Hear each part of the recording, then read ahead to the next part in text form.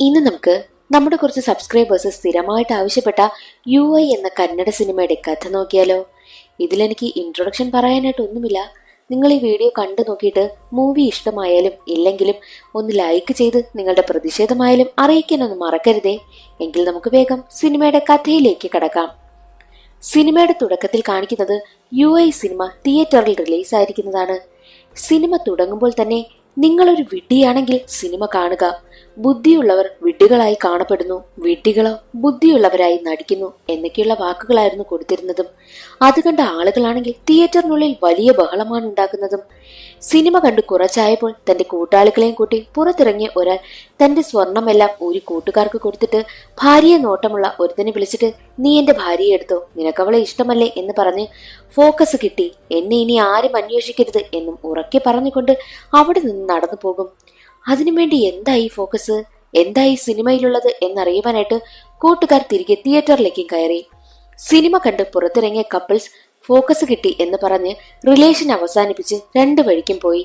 Cinema കണ്ടിറങ്ങിയ രണ്ട് പെൺകുട്ടികളാണെങ്കിലോ ഇനി എന്തിനാ നമ്മൾ മറച്ചു വെക്കുന്നത് എന്ന് പറഞ്ഞ് അവരുടെ ലെസ്ബിയൻ പ്രണയം തുറന്നു പറയുകയാണ്. സിനിമ കണ്ടിറങ്ങിയവർ തന്നെ വീണ്ടും വീണ്ടും സിനിമയ്ക്ക് ടിക്കറ്റ് എടുത്തുകൊണ്ടേയിരിക്കുന്നു. ആകെ വിഷയമായി. സിനിമ കാരണം ഉണ്ടാകുന്ന പ്രക്ഷോഭങ്ങൾ മന്ത്രി വരെ അറിഞ്ഞു. എല്ലാ സിനിമയ്ക്കും കൊടുക്കുന്നത് പോലെയല്ല, യൂണിവേഴ്സൽ ഇന്റലിജൻസ് സർട്ടിഫിക്കറ്റ് ആണ് ഈ സിനിമയ്ക്ക് കൊടുത്തിരിക്കുന്നതെന്ന് മന്ത്രിയോട് PA പറഞ്ഞു.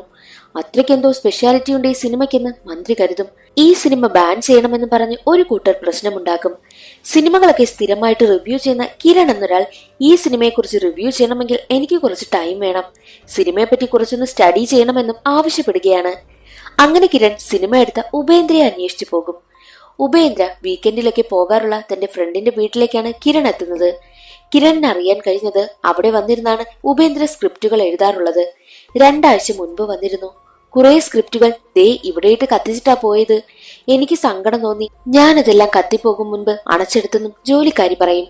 ആ സ്ക്രിപ്റ്റ് കിരൺ ആവശ്യപ്പെട്ടതിനാൽ കുറച്ച് മടിച്ചാണ് ജോലിക്കാരി കിരണിന് സ്ക്രിപ്റ്റ് ഏൽപ്പിച്ചതും. കുറച്ച് കത്തിപ്പോയ അവസ്ഥയിലായിരുന്നു സ്ക്രിപ്റ്റ്. UA സിനിമയുടെ സ്ക്രിപ്റ്റ് ആയിരുന്നു അത്. പിന്നീട് എന്താണ് അതിലുള്ളതെന്നാണ് കാണിക്കുന്നത്. ആദത്തിന്റെയും ഹവ്വയുടെയും കാലം. ദൈവം അവരോട് ആപ്പിൾ മരം ചൂണ്ടിക്കാട്ടിയിട്ട് ആ ആപ്പിൾ കഴിക്കരുതെന്ന് പറഞ്ഞു. എന്നിരുന്നാലും ആ വിലക്കപ്പെട്ട കനിയിൽ എന്താണത്ര പ്രത്യേകത എന്നറിയാൻ ഹവ്വയ്ക്ക് അതിയായ ആഗ്രഹമുണ്ടായിരുന്നു. ആദം വിലക്കിയിട്ടും ആദം അറിയാതെ ഹവ്വ ആ ആപ്പിൾ കഴിച്ചു. അങ്ങനെയാണ് ചിന്തയും ബുദ്ധിയും ഒക്കെ ഉണ്ടായത്. ഇന്ന് കാണുന്നത് പോലെ ലോകം മാറിയത്. മനുഷ്യർക്കിടയിൽ ജാതി, മതം, ദൈവം എന്നിങ്ങനെയുള്ള ചിന്തകൾ ഉണ്ടായതെന്നും പറയുന്നു. പോക്കറ്റ് അടിച്ച് നടന്ന കള്ളൻ രാഷ്ട്രീയക്കാരനായി, മന്ത്രിയായി, ദേ ഇപ്പോൾ രാജാവിനെ പോലെ ജീവിക്കുന്നു. ആ നാട് മുഴുവൻ അവന്റെ കയ്യിലും. ജോത്സ്യനായിരുന്ന വീരേന്ദ്രസ്വാമി ഇപ്പോൾ വലിയ ആശ്രമമൊക്കെയിട്ട് ഒരു ഗുരുജിയായി മാറിയിരിക്കുന്നു. എന്നാൽ കഷ്ടപ്പാടും ദുരിതവും കാരണം കരയുന്നവന് മുന്നിൽ നിന്നെ രക്ഷിക്കാൻ ഒരാൾ വരുമെന്ന് പറഞ്ഞ് അവനെ ഒരാൾ സമാധാനിപ്പിക്കും. ആ രക്ഷകൻ മറ്റാരുമല്ല, നായകനായ സത്യയായിരുന്നു. സാധാരണ ജനങ്ങൾക്ക് എന്ത് പ്രശ്നമുണ്ടായാലും അത് തന്റെ പ്രശ്നമായി ഏറ്റെടുത്ത് അവർക്ക് വേണ്ടി എത്ര അടി വേണമെങ്കിലും വാങ്ങുവാനായിട്ട് അവൻ തയ്യാറായിരുന്നു. സത്യയെ ജീവന തുല്യം സ്നേഹിക്കുന്ന ഒരു പെൺകുട്ടിയുണ്ട്. പക്ഷെ അവൾ പ്രണയം തുറന്നു പറഞ്ഞിട്ടില്ല. പ്രണയം പറയാതെ മെന്റലായ അവസ്ഥയാണ് അവൾക്ക്. നാട്ടുകാർക്ക് കണ്ണിലുണ്ണിയാണ് സത്യ. ഒരിക്കൽ ഗുരുജി ഉറക്കത്തിലൊരു പെണ്ണിനെ ആരൊക്കെയോ ചേർന്ന് റേപ്പ് ചെയ്യുന്നത് സ്വപ്നം കാണും. പിന്നീട് ഗർഭിണിയായ അവളുടെ പ്രസവം എടുക്കുന്നത് ഗുരുജിയുടെ ഭാര്യയായിരുന്നു. അന്ന് ജോത്സ്യനായിരുന്ന അയാൾ പറയുന്നുണ്ട്, 12 മണിക്ക് കുട്ടി ജനിച്ചാൽ അത് കൽക്കിയുടെ ജന്മമാണ് എന്നായിരുന്നു. പക്ഷേ 5 മിനിറ്റ് മുൻപ് കുഞ്ഞ് ജനിച്ചു. ഗുരുജി പറഞ്ഞത് 5 മിനിറ്റ് മുൻപ് ജനിച്ചാലും ഇവൻ ജനങ്ങൾക്ക് സേവനം ചെയ്യുന്ന സത്യസന്ധനായ ആളായിരിക്കും, ഇവൻ വലിയവനാകും, ഇവനെ സത്യ എന്ന് പേരിട്ട് നമുക്ക് വളർത്താമെന്നും ഗുരുജി പറയുമ്പോൾ ഭാര്യ പറയുന്നത്, ഈ പഴയ ഘടികാരം തെറ്റായ സമയമാണ് കാണിച്ചതെങ്കിലോ, ഇവൻ 12 മണിക്കാണ് ജനിച്ചതെങ്കിലോ, എങ്കിൽ കൽക്കി ഭഗവാന്റെ അവതാരമല്ലേ ഇവനെന്ന് ഭാര്യ പറയും. അവരാണ് സത്യയെ പിന്നീട് വളർത്തുന്നതും. അത് സ്വപ്നം കണ്ട് ഞെട്ടി ഉണർന്ന ഗുരുജി മരിച്ചുപോയ തന്റെ ഭാര്യയുടെ ഫോട്ടോയിൽ നോക്കിയിരിക്കും. അതിനുശേഷം കാണിക്കുന്നത് സൈക്കോ കില്ലർമാരായ കുറച്ച് കുറ്റവാളികളെ പോലീസ് കൊണ്ടുപോകുമ്പോൾ അവരെ ഒരാൾ തടയും. കാലന പോലെ വേഷമൊക്കെ ധരിച്ചയാൾ പോലീസിനെ അടിച്ചതിനു ശേഷം കുറ്റവാളികളെ കൊണ്ട് അവിടെ നിന്ന് പോവുകയാണ് ചെയ്യുന്നത്. ഒരു ഗുഹയ്ക്കുള്ളിലേക്കാണ് അവരെ കൊണ്ടുപോകുന്നതും. ഇവരെ പോലെ ഒരുപാട് പേർ ആ ഗുഹയ്ക്കുള്ളിൽ ഉണ്ടായിരുന്നു. ഒരു കുട്ടിയെ കാണിക്കുകയാണ്. അവനെ നന്നായി വളർത്താത്ത അച്ഛനെയും അമ്മയെയും ഗുരുനാഥനെയും ഒക്കെ അയാൾ ക്രൂരമായി ദ്രോഹിക്കും.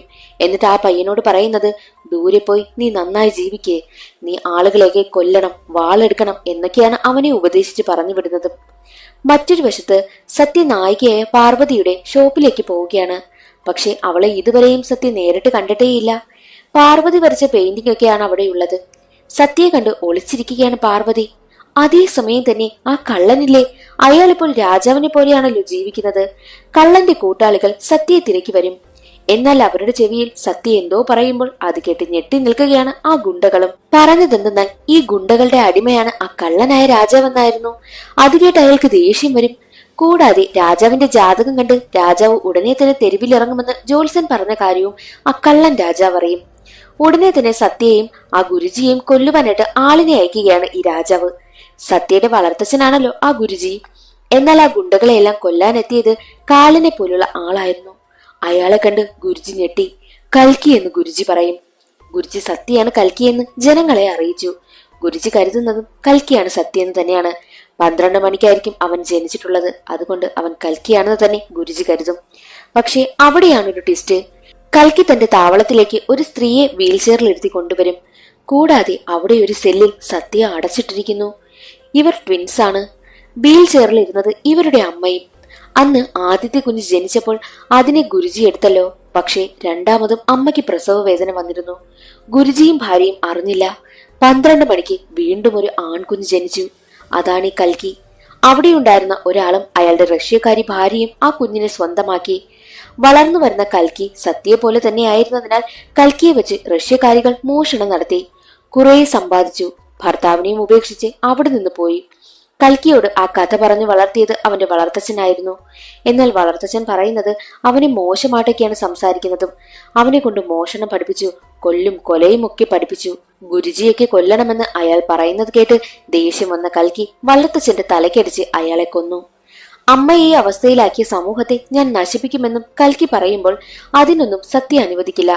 സത്യ പറയുന്നത് ഒരാൾ ഇങ്ങനെ ആകാൻ കാരണം അവരുടെ അവസ്ഥയല്ലേ, ഒരു മനുഷ്യൻ തെറ്റ് ചെയ്യുന്നതിന് കാരണം അവന്റെ സാഹചര്യം തന്നെയാണ് എന്നൊക്കെ തന്നെയാണ് അവനിരുന്ന് പറയുന്നതും.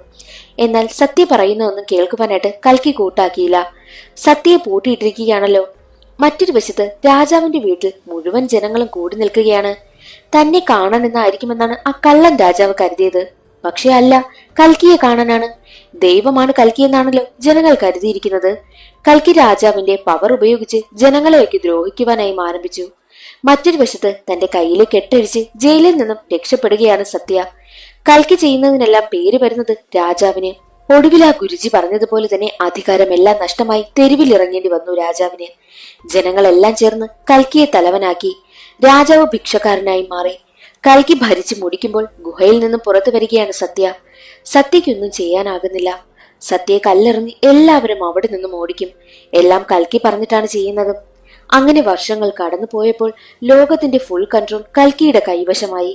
ആഹാരത്തിന് വേണ്ടി പോലും പരസ്പരം തല്ലുന്ന വസ്ത്രം പോലും ഇല്ലാത്ത ജനങ്ങൾ. അവിടെ തന്റെ അമ്മയെ രാജകുമാരിയെ പോലെ ഒരുക്കിക്കൊണ്ടുവരികയാണ് കൽക്കി. തനിക്കെതിരെ സമരം ചെയ്യുന്നവരെയൊക്കെ കൽക്കി വെടിവെച്ചു കൊന്നു.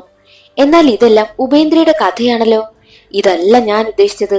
നിനക്ക് തോന്നുന്നത് പോലെയല്ല നീ പ്രവർത്തിക്കുന്നു എന്ന് തന്റെ കൺമുന്നിൽ വന്ന കൽക്കി കഥാപാത്രത്തോട് ചോദിക്കും. നാട് നശിപ്പിക്കണം എന്ന് തന്നെയാണ് ആ കഥാപാത്രം പറഞ്ഞുകൊണ്ടേയിരിക്കുന്നത്. അങ്ങനെ വട്ടെടുത്ത ഉപേന്ദ്ര ഞാൻ ഈ സിനിമ ചെയ്യുന്നില്ല എന്ന് പറഞ്ഞ് ആ സ്ക്രിപ്റ്റ് എല്ലാം കത്തിച്ചു കളഞ്ഞിട്ട് അവിടെ നിന്ന് പോകും. പ്രസന്റിൽ ആ കത്തിക്കരിഞ്ഞ കുറച്ച് സ്ക്രിപ്റ്റിന്റെ ഭാഗം കിട്ടിയല്ലോ. അതെല്ലാം വായിച്ച കാർത്തി ഉപേന്ദ്ര ഈ സിനിമ ചെയ്തില്ല എങ്കിൽ പിന്നെ ആരായിരിക്കും സിനിമ ചെയ്തത്? കുറച്ചു പേർക്ക് ഫോക്കസ് കിട്ടി, എനിക്കെന്താ 4 തവണ കണ്ടിട്ട് ഫോക്കസ് കിട്ടാത്തെ എന്നൊക്കെ കാർത്തിക് ചിന്തിക്കും. റിവ്യൂ ചോദിച്ച് വിളിച്ച സ്റ്റാഫിനോട് ഞാൻ ഒന്നുകൂടി ആ ഒരു സിനിമ ഒന്ന് കാണട്ടെ, എന്നിട്ട് റിവ്യൂ പറയാമെന്നും കാർത്തിക് പറഞ്ഞു. തിയേറ്ററിലേക്ക് പോവുകയാണ്. അങ്ങനെ ആ ഒരു സിനിമയുടെ കഥ അവിടെ അവസാനിക്കുന്നു. ഈ മനോഹരമായ സിനിമയുടെ കഥ കേട്ടിട്ട് നിങ്ങൾക്ക് ഫോക്കസ് കിട്ടിയോ? അല്ലെങ്കിൽ സിനിമ കാണണമെന്ന് ആഗ്രഹമുള്ളവർ പോയി കണ്ടു നോക്കിയിട്ട് നിങ്ങൾക്ക് ഫോക്കസ് കിട്ടിയെങ്കിൽ ഇതിൽ വന്ന് കമന്റ് ചെയ്യാൻ മറക്കരുതേ. ചാനൽ ഇഷ്ടമായാലും സബ്സ്ക്രൈബ് ചെയ്യാൻ മറക്കരുതേ. എനിക്ക് യാതൊരുവിധ ഫോക്കസും കിട്ടിയില്ല. ഇന്നത്തെ വീഡിയോ ഇവിടെ അവസാനിക്കുന്നു. എല്ലാ കൂട്ടുകാർക്കും ബൈ.